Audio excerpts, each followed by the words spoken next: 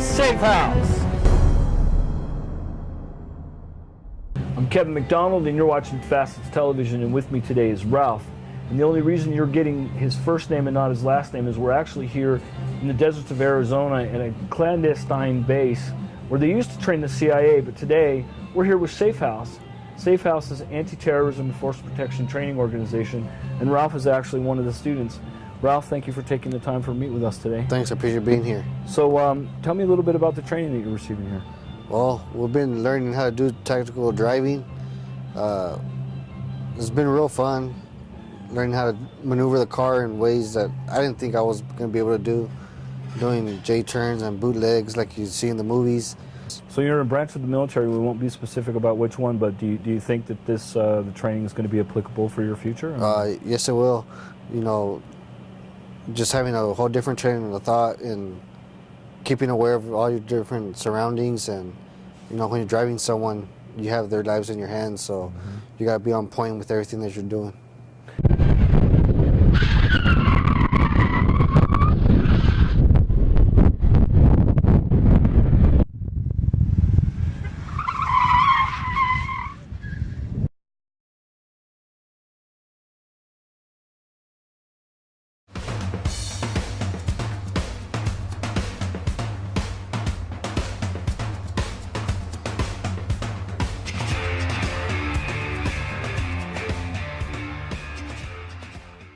And we're back, and I'm not sure which name we're allowed to use for you, so because we're still here at SAFEHOUSE. So what name am I using for you today? You can call me Zeus, that's fine. Zeus? Okay. Yeah. So Zeus is here with us at SAFEHOUSE. Zeus, you've been here for almost 5 days getting training from some of the best Special Forces people and professional drivers. What do you think? I think it's great training. I think it's probably stuff I would have never learned had I not come here, honestly. I've never experienced anything like it. The instructors are great, really professional, explain everything to you in detail, what you're supposed to do, what you're not supposed to do, how it's supposed to look, how are things supposed to feel, which I think is very important, especially in a vehicle.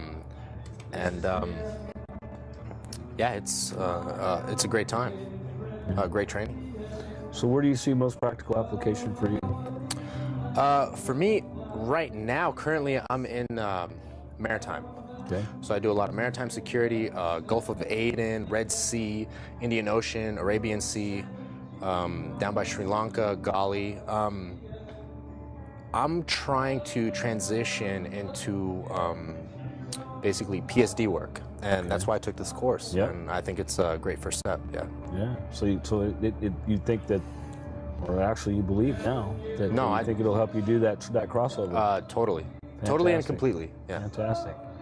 So if you were to take out of that 5-day trance that cross section of your day, what's your biggest takeaway? My biggest takeaway is The way to plan, the way Jeff, one of the instructors, he in his course of instruction, the way he teaches how to plan routes and recon routes, map recon and physical recon, and how to go into counter surveillance and surveillance, and it's so detailed and intricate and so many moving parts that really opened my mind to how important it is to know all these different aspects and how they all work together. Yeah, I mean, that's really the main thing, and I try to take as many notes as I could. Colonel Miller makes you realize it's serious business. Yes, I guess, is the way to put it on. yeah. People's lives are in your hands. And that makes it real. Definitely. You need to know what's going on. You need to know how to react to different situations. You need to have a plan, and you need to have options to react. Definitely. Well, Zeus, I want to thank you for taking the time to talk with us, and I want to wish you the best of luck in the executive protection world. Thank you. I appreciate it. All right. I'm Kevin McDonald, and you've been watching Facets Television, and I hope you'll come back soon. You're watching Facets, and we're back. And now with me is James. James, thanks for taking the time to talk with us. No problem. I appreciate it. So I understand you just came back from Afghanistan? I did. Okay. So what were you doing there? I was part of security for a provincial reconstruction team. Basically, we were in charge of ensuring that we could provide security for groups going out to different projects throughout our region.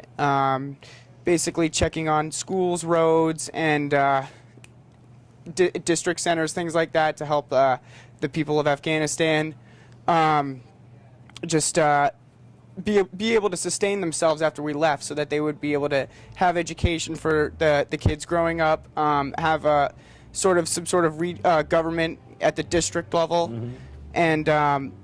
and roads so that they could travel. So you're building their primary infrastructure. Infrastructure, yes, exactly. Okay. I wasn't so much involved with the whole, ins and outs of the specific projects. My job was just to ensure the security of the people going to and fro the site. When you say just, like that's not important, it seems to me like that's the primary problem over there, isn't it? Well, yeah, I mean, it's important.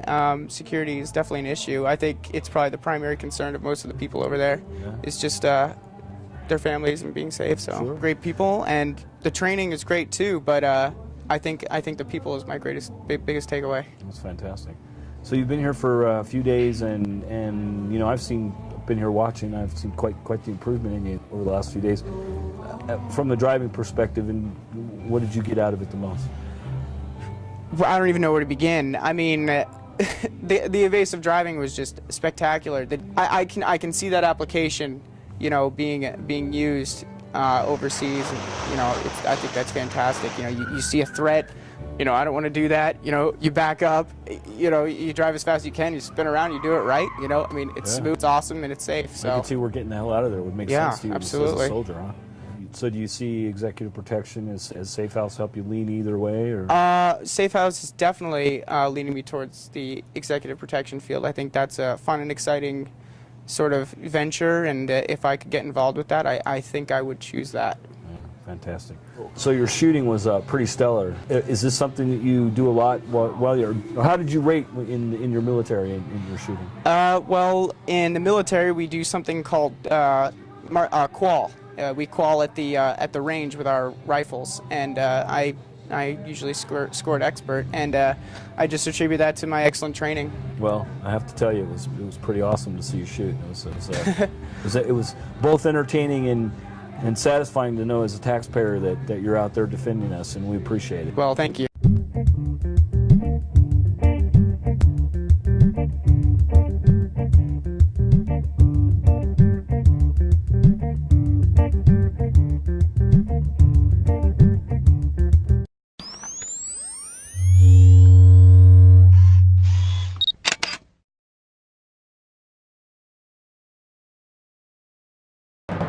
You're watching Facets Television. I'm Kevin, and with me is Roosevelt. Roosevelt, thanks for taking the time to come talk with us. So, having sat back and watched everybody from the beginning, I got to say, I understand there's a straightaway that's got your name on it. Now, why don't you tell me why? Pretty much doing the contact driving part for it. There was a tree that I got a chance to landscape. Oh. So you did some landscaping. Did you have to replant it, or are we just going to leave it there? Just gonna leave it there. All right. So we should put up a memorial for that poor tree, huh? That's cool. But you know what? That's part of the reality of Safe House, isn't it? I mean, that's what you're out here to do, is to learn the truth of what the vehicles do, right? Yes.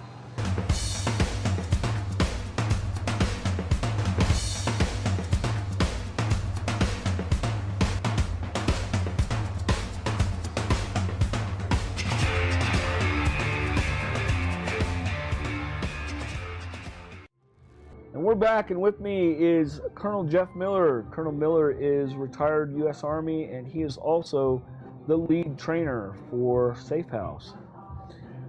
Jeff, thanks for taking the time to talk with us tonight. Hey, listen, I've been here for 5 days, and I am absolutely amazed at what I see here. And I'd like to hear a little more. We've heard a lot about the driving, but I'd like to hear more from you about some of the other disciplines and modules that you have here at Safe House. Okay, well, we can train in almost any military subject. Driving was not our original subject matter. When we started the training, I started with 2 guys that I got out of the 10th Special Forces group with, and we originally were training hostage rescue for police SWAT teams. We were under contract with the International Association of Chiefs of Police back in 82, 83, 84. We trained about 135 SWAT teams. The driving came about because someone that attended a SWAT training seminar at the Houston Police Academy called and asked us if we could go down to Mexico and teach driving. Mm-hmm.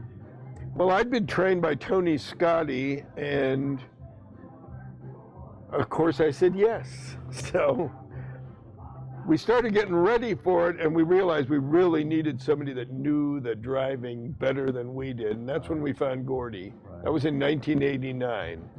Since then, driving has become a really big part of the training, and it's something everybody likes, but we do firearms training, personal security, detachment training, surveillance detection training. We know how to make those changes back and forth the way So they now need it's to just be a made. matter of changing the bell curve again and Yeah. and switching back.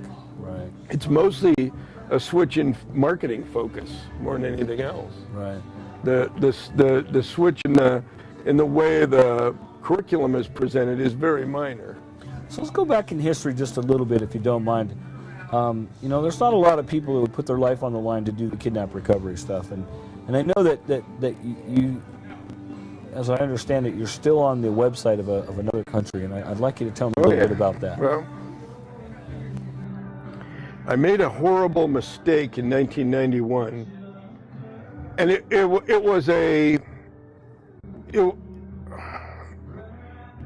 was a decision that I made. We had just had a very successful recovery of a 3-year-old and a 5-year-old out of North Africa. And I really enjoyed it.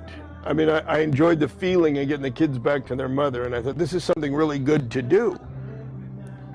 Well, if you hide your light under a bushel, nobody knows that you're out there doing it. On the other hand, if you publicize it, then everybody knows you're out there doing it.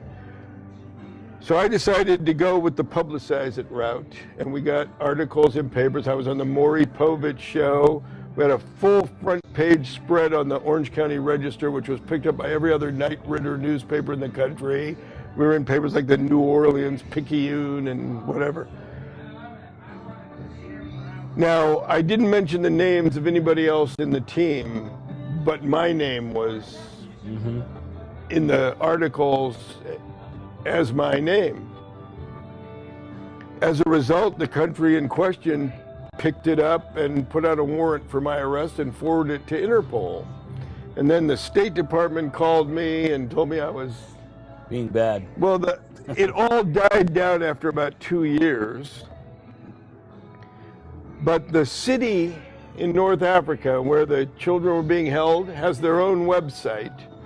And the article from the Orange County Register is still posted on it 20 years later, or 21 years later. So, Good God.